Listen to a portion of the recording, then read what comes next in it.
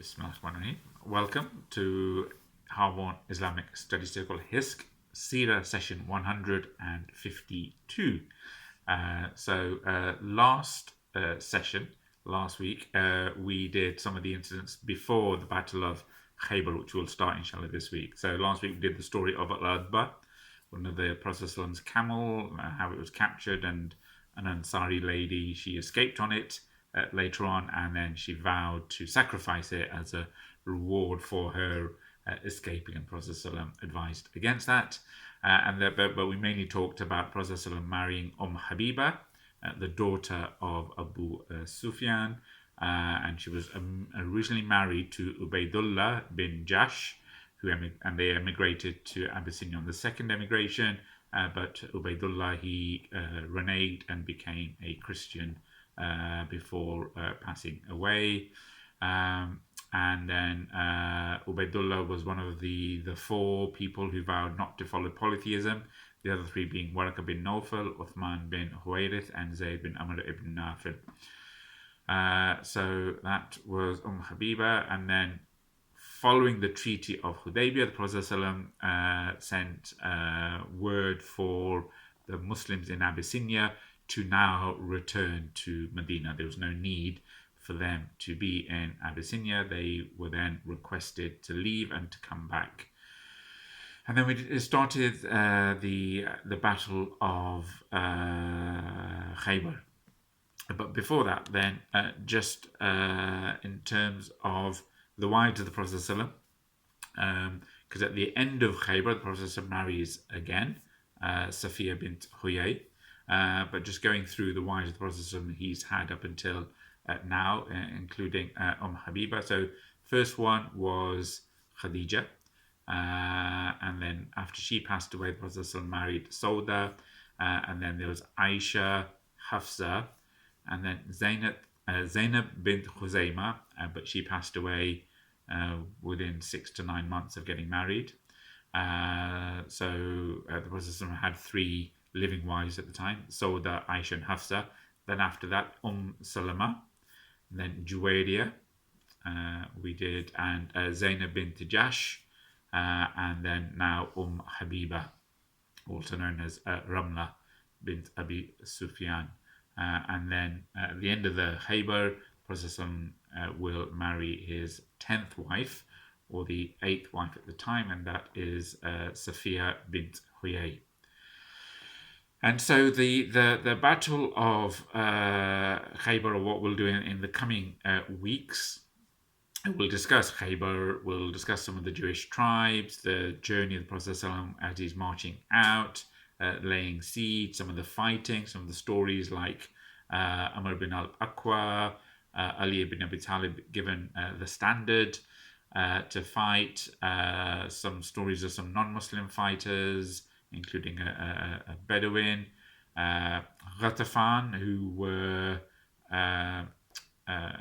paid to come and aid the Jews of Khaybar. They didn't turn up. Prophet, he discovers in one of the forts, he discovers some catapults, which is new technology. And then other stories, there's a little girl who the Prophet allows to ride on his camel.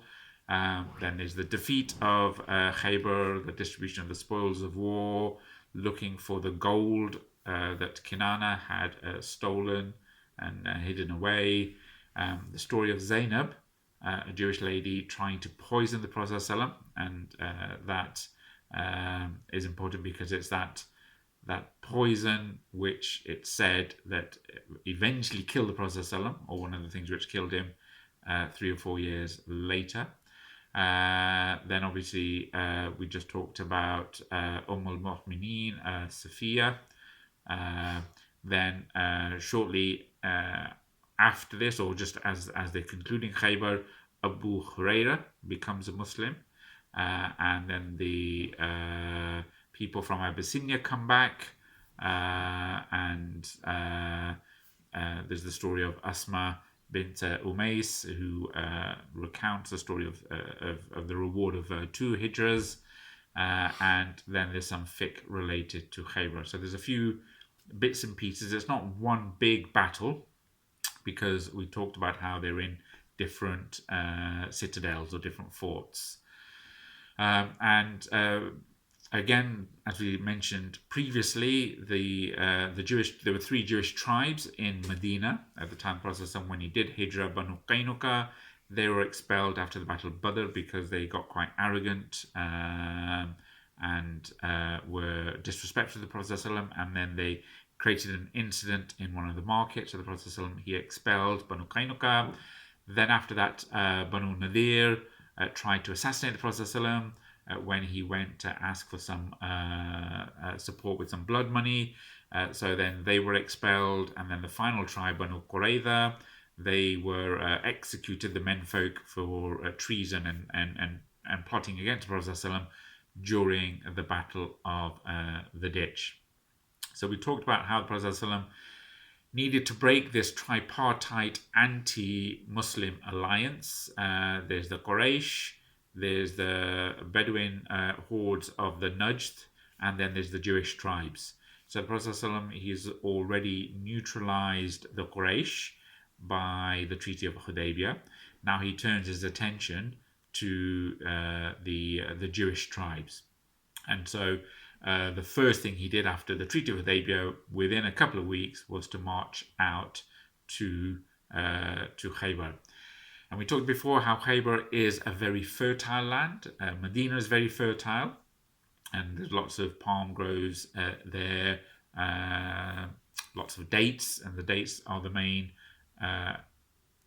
export and industry of both Medina and of Khaybar. But it's said that Khaybar was actually more fertile than Medina. And there was more land associated with it, and it's said that this is where the Jewish tribes first settled before the Jewish tribes would have gone to and settled in Medina.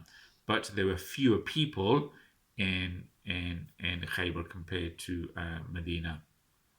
And the fact that although there were rumors of the people of Khaybar plotting another attack against the Prophet ﷺ and the Muslims of Medina, there was no imminent threat. There was no existential threat. So many people would consider Khaybar to be a preemptive attack. So the Prophet ﷺ, he announced that he's going to Khaybar, and he took with him in total about 1,700 men, and only those people who essentially went with him, accompanied him to Hudaibiyyah, were allowed to accompany him to Khaybar. And Allah mentions this in the Qur'an, and we talked about this. Allah promised you abundant spoils that you will capture, and He has hastened you for you this. And also Allah mentions that those who lagged behind, who didn't come to Hudaibiyyah, they will say, when you set forth to take the spoils, allow us to follow. They want to change Allah's word, so say to them, you shall not follow us, thus Allah has said beforehand. Then they will say, no, you envious, nay, but they understand not except but a little. So Allah is saying, and we mentioned this before, Allah is predicting how the hypocrites will react when the Prophet ﷺ announces the march to Khaybar. They say, we want to come along, and the Prophet says, you're not allowed to come along, and they say, you don't want us to follow because you're jealous of us. So that's, and Allah's mentioned this, He predicted this as the Prophet is coming back from Hudaibiyyah. This is what's going to happen. So then the hypocrites in Medina, they then sent word to Khaybar that the Prophet is intending to attack. So they alerted the Jewish tribes that the Prophet has made intentions to attack, and Khaybar is about 60 to 80 miles north of Medina, so it's in the other direction as to Makkah.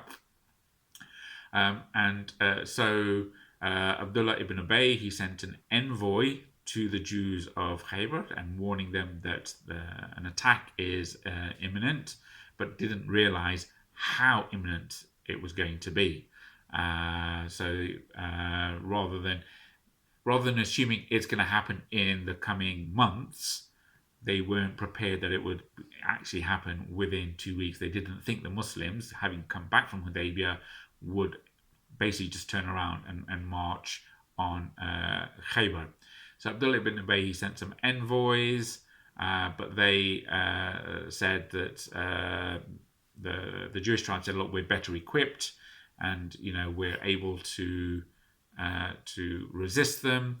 But on hearing this news, some of the Jewish tribes, they sent someone called Kinanah bin Abi al-Huqayq and Haudha bin Qais to their former allies, Ghatafan, and asked the tribe of Ghatafan, who are essentially a mercenary tribe, they asked the tribe of Ghatafan for military assistance to come and help them in this war.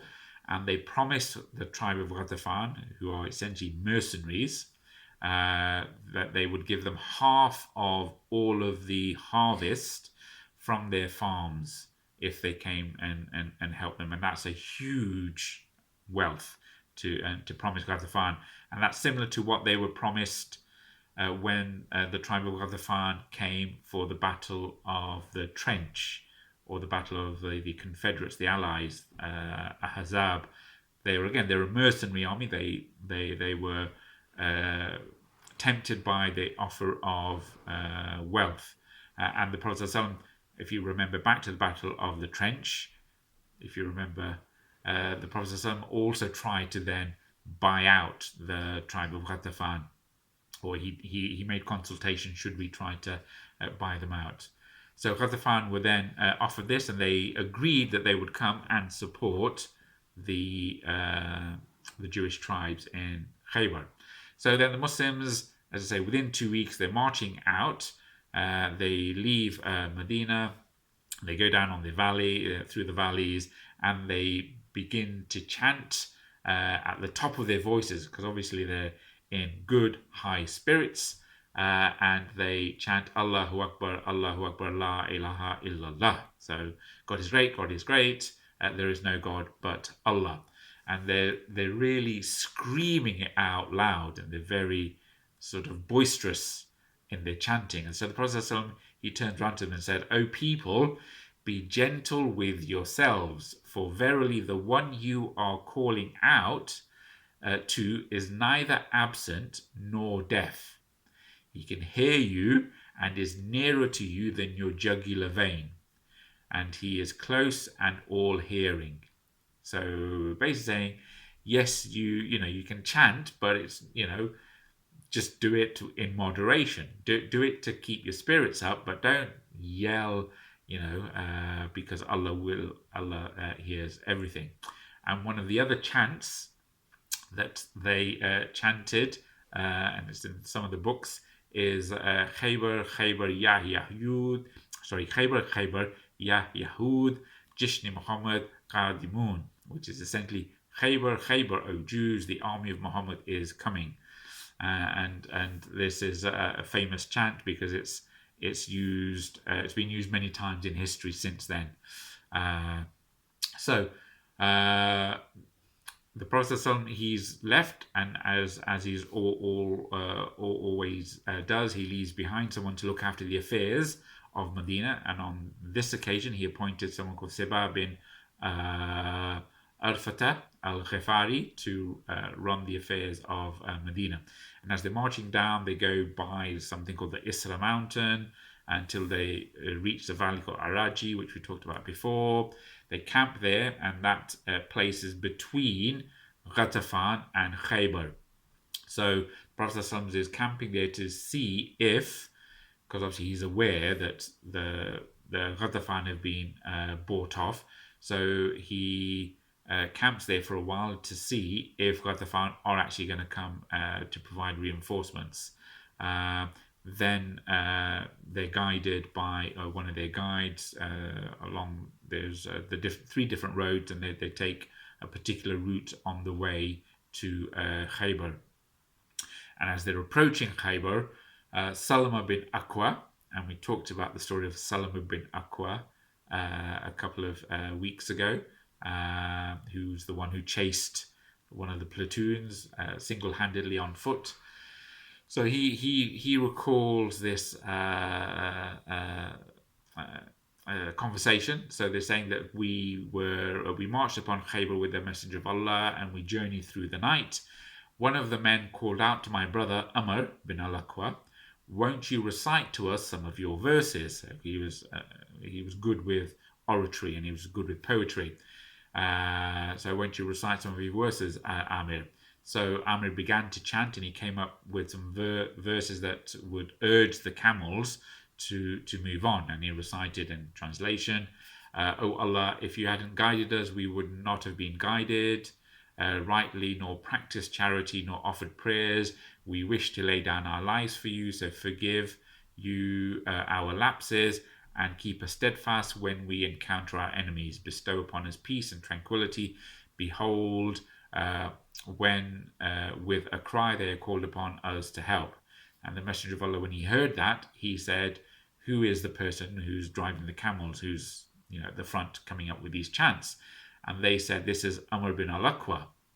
So the Prophet ﷺ then says, "Oh, Allah have mercy upon him."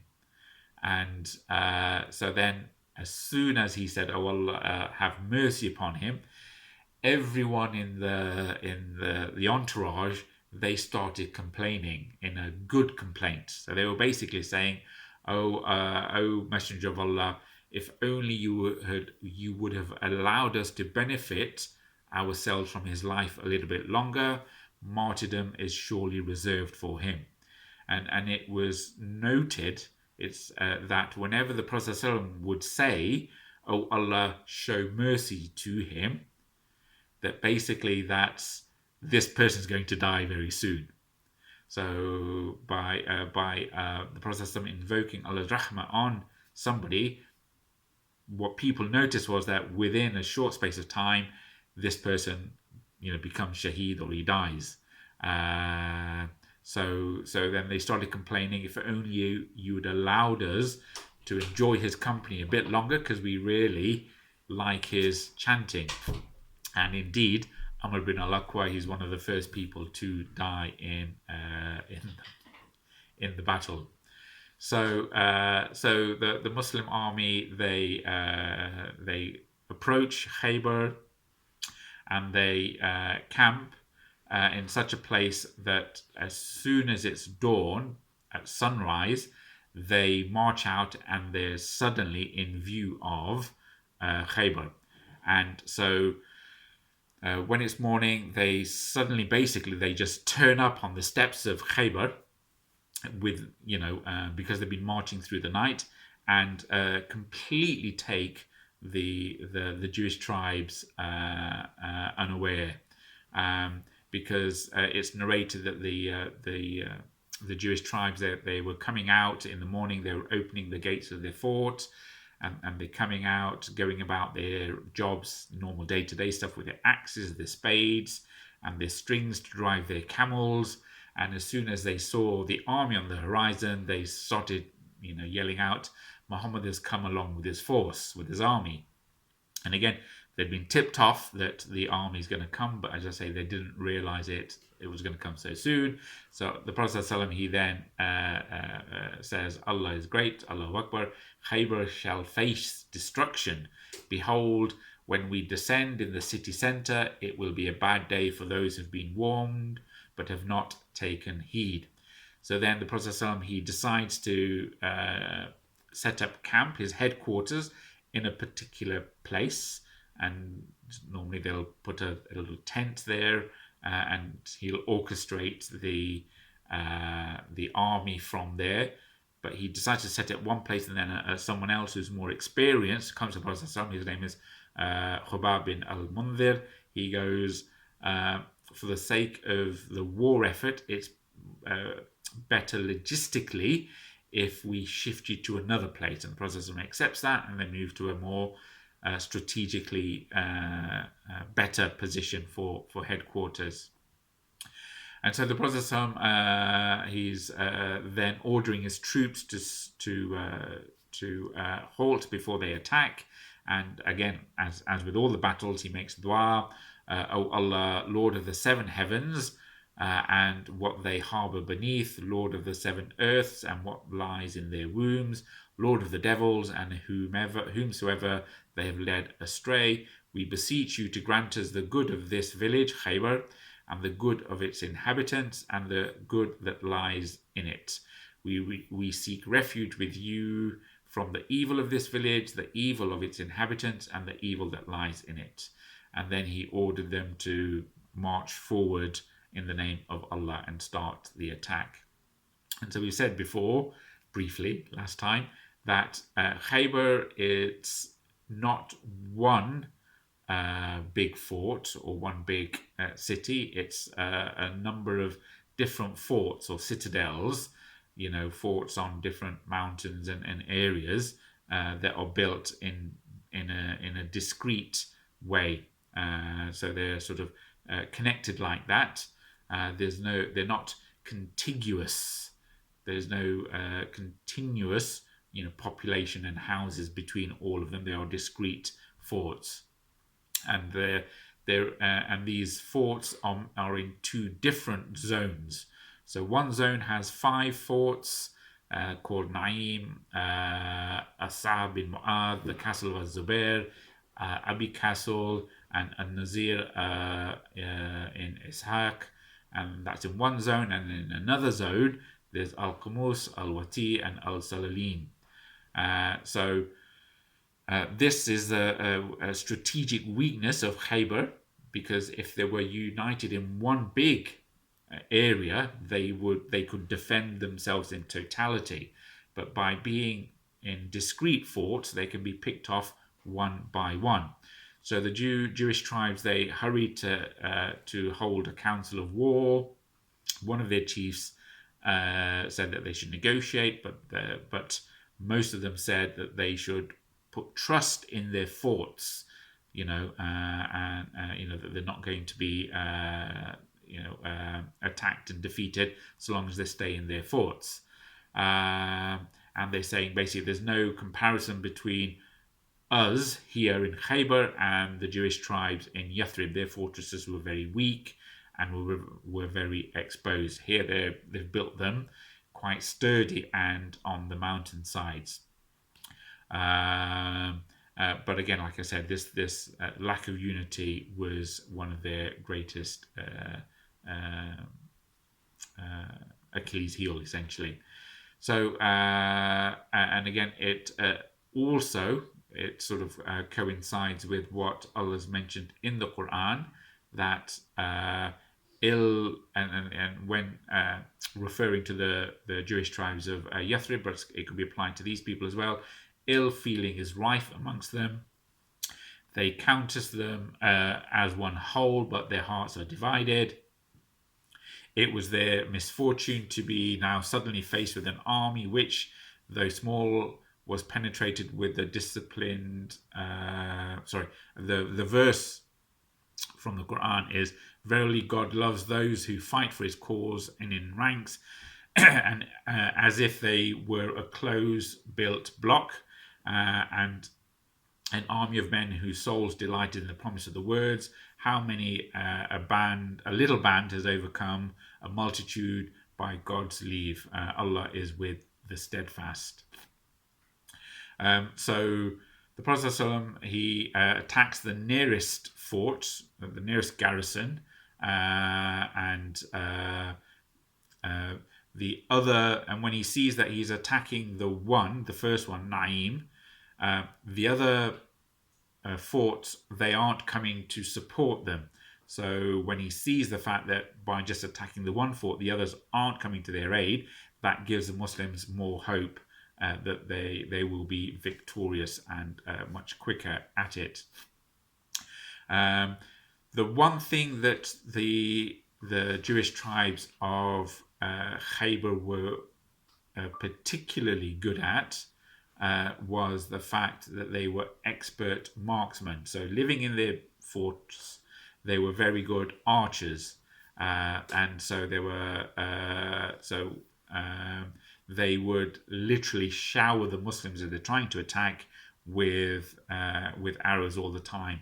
And again, it's a very difficult way to to combat. And it said that some of the ladies that were taken by the Prophet ﷺ on the battle, they would tend to the wounded, keep the water supply up, making sure there's good water supply behind the line to the Prophet ﷺ. And some of these ladies, it's mentioned in the books of Hadith, including Salama, the wife of the Prophet ﷺ. You had the Prophet ﷺ's aunt, Safiya, Ayman, Nusayba, who we've talked about. She fights in many of the battles. Sulaim, who is the mother of Anas. So these, again, you've got the Muslims charging at the front, being, attacked with the arrows, using their shields, and then you've got behind them the lines of the people helping out. And so the battle for the first fort, Naeem, takes over a week, takes about 10 days, over 10 days. During this time, the leader of the tribe in Khaybar, of that fort, his name was Marhab. He comes out and he challenges the Muslims to a duel, face-to-face combat, and this is sort of coming towards the end of the 10 days of siege, and then Amr bin Al-Akwa, he stands up to meet him in combat.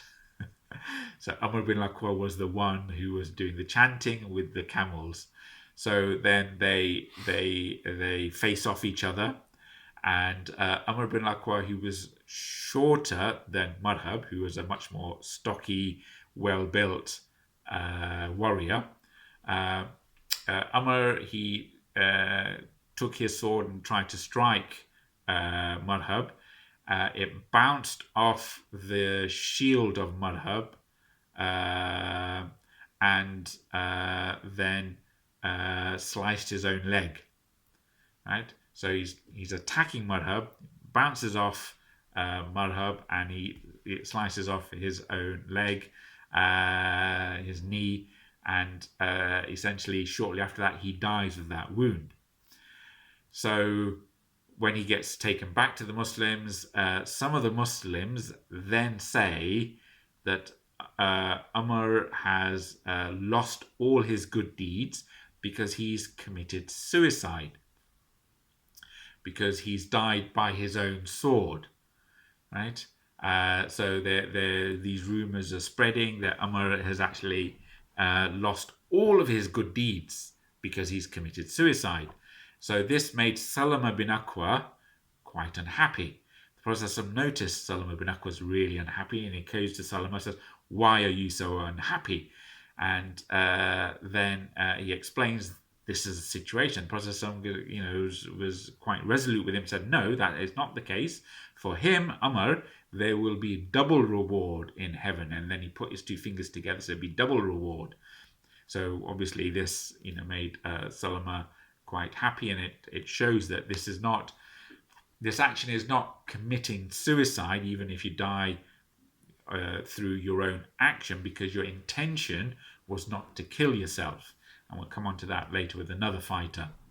So he's fighting for the sake of Allah, and this is, these types of things happen in battle.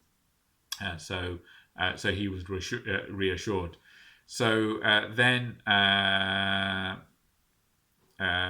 Ali bin Abi Talib stood up to fight Marhab in combat, and managed to kill Marhab. So Ali obviously kills Marhab. Then Yasser, who is Marhab's brother, he turns up and he starts challenging the Muslims to fight because he wants to take revenge for Marhab. Then Az-Zubair stood up and he challenged Yasser, and Az-Zubair managed to kill Yasser. So these are some of the skirmishes that are happening. Again, these are important because it's about confidence in the army, and it's about morale of the army. So this battling goes on for about 10 days, and there's almost a stalemate. But the Jewish tribe in Naeem, they know that their time is essentially up. So on the sort of the night or just before the 10th night, and the Prophet during the battle he gives different people charge of different attacks. So for some of the time, Abu Bakr as-Siddiq was in charge, and he took charge to attack the fort for a few days. And then then it went over to Umar to be in charge, and then it goes on to someone else. And some of the Sahabi, they got injured. One particular renowned Sahabi, Mahmud, he got killed by essentially standing too close to the fort, and the people in the fort, they threw a large log on him, and it crushed him. And that again was very demoralizing for the Muslims to see one of their fellow Sahabi squished like that. So the Prophet ﷺ, at the end of about 10 days, he gathers the Muslims, and for this particular battle, Khaybar, he's brought a great black flag or a standard. So for Khaybar, he had a big standard made from one of the cloaks of Aisha, and again, in some of the battles, it's shaped. The Prophet's banner is shaped like the beak of a bird or an eagle, and so it's like a triangular in shape. And he goes, and they call it the eagle, this banner. So the Prophet said, he gathers people and he goes, tomorrow I will give this standard, this banner, to a man whom Allah and his messenger love. And Allah will grant us victory by his hands, and he is not one who will turn back in flight. So the Prophet said he was going to give this banner to someone that Allah loves and he loves. And so the next morning, everyone's there, Fajr time, eager to see who the Prophet ﷺ gives this banner to. Who's this person who Allah loves and the Prophet ﷺ loves. And Umar bin Al-Khattab, he goes, never have I ever wanted any position of authority in my life except on that day. So that morning, Umar bin Al-Khattab, he wanted to be given that banner, and he goes, never before have I sought a position of power or authority, except on that day I wanted to be the one that the Prophet would give that banner to. And and it's generally known Muslims should not seek positions of power. And the Prophet says that that the love of power and the love of money are two things that corrupt men. And it is like sending two hungry wolves into a pack of sheep. So again, there's a lesson for us there not to have the love of power and the love of money, because these two things will corrupt. And you'll see this in your life, people around you, friends, acquaintances, and people in the community. Those that start to love power and love money, they are easily corrupted. But Umar, he said, look, on this day he did want it. So in the morning, the Prophet ﷺ, he then said, where is Ali? So obviously everyone else is they feel, oh my gosh, and the Prophet ﷺ specifically asked for Ali bin Abi Talib. And the people say, well, he's stuck back in his tent because his eyes are stuck together. So he's got some sort of conjunctivitis, that his eyes are stuck together and he can't open his eyes. So then the Prophet said, go fetch Ali. So they go and they grab Ali, and he walks holding someone's hand, and he comes and sits in front of the Prophet. So the Prophet spits on his eyes and he rubs them, obviously makes a dua, and they're cured. That cures his eyes. He can open his eyes, and he hands the banner to Ali, and he says, go forth, Bismillah, and keep going and do not turn back. So, and obviously this is a great blessing for Ali bin Abi Talib, and he takes the banner and he walks away, and because the Prophet says, "Go forth and do not turn back." He's got a question he needs to ask the Prophet, but he can't physically turn around because it's like he's turning his back. So then, as he's walking away, he shouts out to the Prophet, "Ya Rasulullah, what condition should I give them?" And the Prophet then says, "Fight them until they testify that I am the Messenger of Allah. And if they do that, their lives will be protected. By Allah, if one person is guided to Islam through you, it is better for you than a herd of camels." Right? Or, it's better than a million pounds. So basically saying is that the reason for this war is not to destroy them for the sake of destroying them. It's not to kill them for the sake of killing them.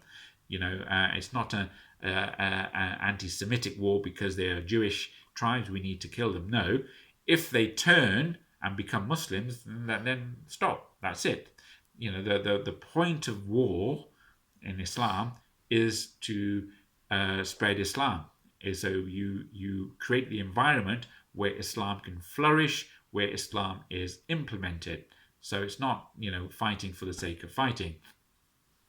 So then then Ali says that he would fight them until they pledged that they embrace Islam, and Prophet says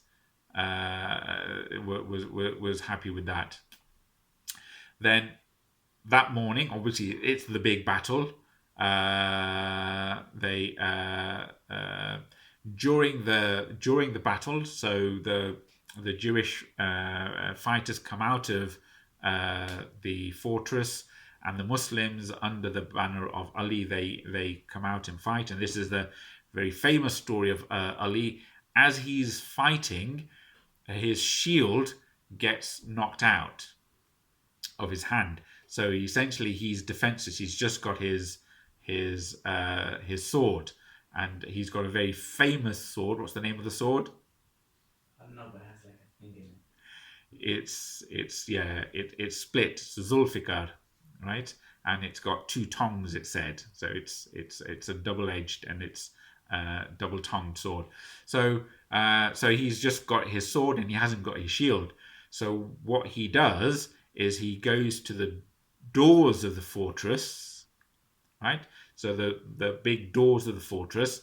He unhinges the door of the fortress, takes off the door of the fortress, and uses the door of the fortress as his shield. So he's fighting with this superhuman strength, right? And he uses the door as his shield for the remainder of the battle. And then when the battle's over, he throws the door or shield down. And Abu Rafi, he's narrated that at the end of the battle, some of us went to try to pick up the door. 7 of us tried to pick up the door and we couldn't. So there's no doubt that this is a miracle that Allah allowed Ali, through Ali, grant him the victory. And truly, Ali is a man whom Allah loves and who his messenger love, and we therefore love Ali with that true love as well. So then that's the end of. So they take that fortress Naeem, and then so the Jewish people, they abandon their positions in Naeem, and then they go over to the next fortress, which is As-Saab. So they've abandoned one fortress and they go to the other fortress. So those who got killed on the battlefield, obviously they got killed, but then the remainder of them, they then run to take shelter in the other fortress. So as many of them that could get there got there. And so that's one fortress down, and the others are left. So the Muslims start laying siege to As-Saab as the other fortress. During this time, obviously, it's taken a couple of weeks now. The Muslims, they're running short on their provisions, and they're starting to feel hunger. There's not much provisions left in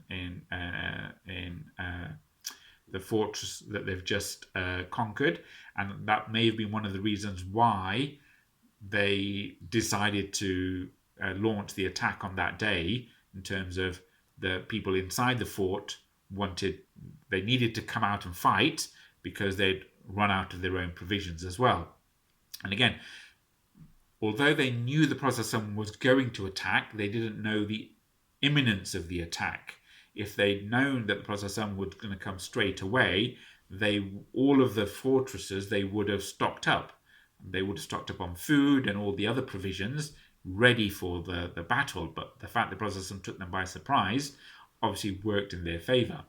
And again, it said in this time as well, the Muslims were running out of provisions, so they started slaughtering some of the domestic donkeys that they found abandoned in the fortress, and they started cooking the donkeys. So the Prophet, he could smell that, and he inquired, what are these fires and what are they cooking?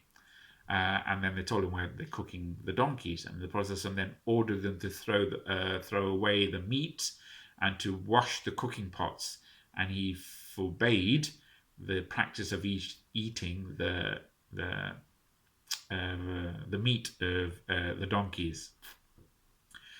So then the next battle for As-Saab, that takes about 3 days. They lay siege to that 3 days, and Prophet he appoints Al-Hubab bin Al-Mundhir Al-Ansari to lead the attack after 3 days.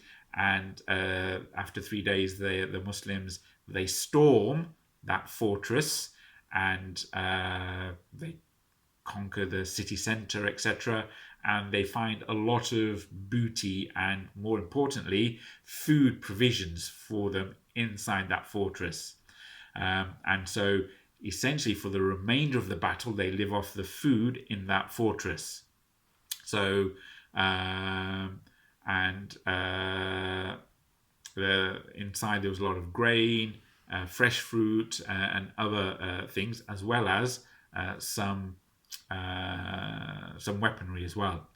So then, as the Muslims, they've conquered As-Saab, many of the Jewish fighters then moved, come from Naeem to As-Saab, and then from Naeem and As-Saab they've moved to the next one, which is Abi Castle, and they barricade themselves inside Abi Castle.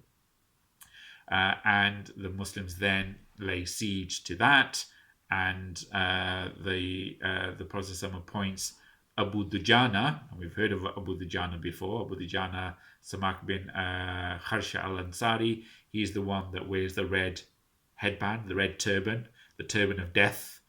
Remember in some of the other battles, when Abu Dhujana puts on the turban of death, that means he means business. So he's put in charge of that battle, and again the Muslim army under Abu Dhujana, they break into the castle, fierce fighting, and they manage to take over that fort as well. And then the remaining Jewish tribe, they flee to the other fort, An-Nizar. And again, these are all these forts that are in this zone, in the first zone. And then I'll finish with the final thing. So during this time, they're sending out word for Ghatafan. Where are the tribe of Ghatafan? They've agreed that Ghatafan have agreed to fight on behalf and defend the Jewish tribes of Khaybar, but they haven't shown up. But essentially what happened was that the tribe of Ghatafan, and there's 4,000 in the tribe of Ghatafan, and these are probably the same 4,000 that came for the Battle of the Trench, the Battle of Ahzab, the Confederates. Because again, it's a Confederacy army, the Allies, 4,000 is a big fighting force.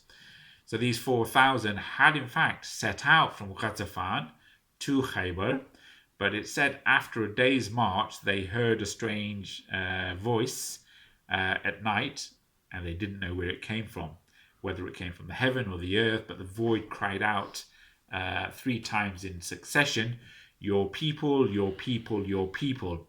So again, going back to those times, people were very, very superstitious. And when they hear these strange voices crying out, "Your people, your people, your people," they obviously thought that something was going on, so they thought their family was in danger, so they hurried back to the tribe. When they got back to the tribe, they found out that everything was in order and nothing was the matter. But again, psychologically, having left, hear these voices come back, half of them then said, that's it, let's not go. The other said, no, we've given a commitment to fight, we're going to get so much, and they started arguing amongst themselves. But in the end, they decided not to go. Too much hassle. Even if we do go now, the battle has started. We'll get there late. There's no point in going now.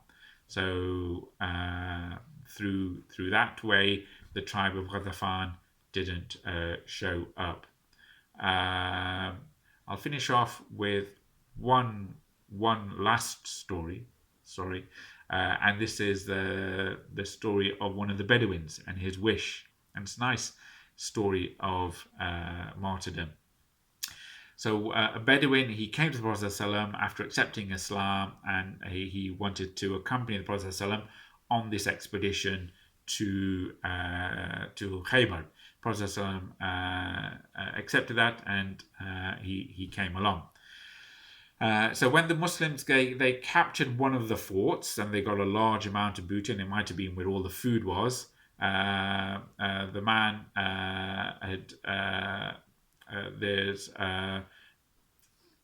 this particular Bedouin was given his part of the booty, and there was a lot of cattle that were grazing, and part of the booty he was given that. So he was given a lot of sheep and camel as part of his share of the booty. So when he was given these animals as his part of the spoils, the ghanima, he then came remonstrating to the Prophet ﷺ, and he's basically saying, what is this? Right? And the Prophet ﷺ said, well, this is your share of the booty. You fought, we captured, and this